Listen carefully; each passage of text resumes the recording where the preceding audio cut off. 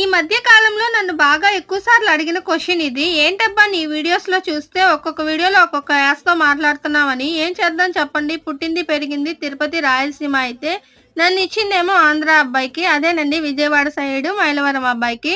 ఇంకా యాస మారకుండా ఉంటుందా? పెళ్ళైన కొత్తలో నా బాధలు మామూలుగా లేవు. ప్రతి మాటని కిండల్ చేసేవాళ్ళు అనమాట. బహుశా అట్లా అనిపించేది, ఏడ్చేసేదాన్ని, ఏం మాట్లాడితే ఏం అర్థం చేసుకుంటారో అని. కష్టమో నష్టమో వాళ్ళ యాస్తోనే మాట్లాడడానికి ట్రై చేసేదాన్ని. కరెక్ట్ గా 2 years తర్వాత మిక్స్డ్ కంటెంట్ లాగా ఎవరేమన్నా అనుకోని అని 2 యాసలతో మిక్స్ చేసి పడేసేదాన్ని. ఇదంతా ఒకటైతే మా అమ్మ 2 కూతుర్ని ఇక్కడ అబ్బాయిలకే ఇచ్చేసింది అనమాట. ఇంకా చూసుకోండి, మేమిద్దరం ఎప్పుడైనా ఒక దగ్గర కలిసినాము అంటే ఎదుటోళ్ళు వాళ్ళ పనులు ఆపుకొని మరి వింటా చూస్తా ఉంటారు యా ఊరు నుండి వచ్చినారబ్బా అని.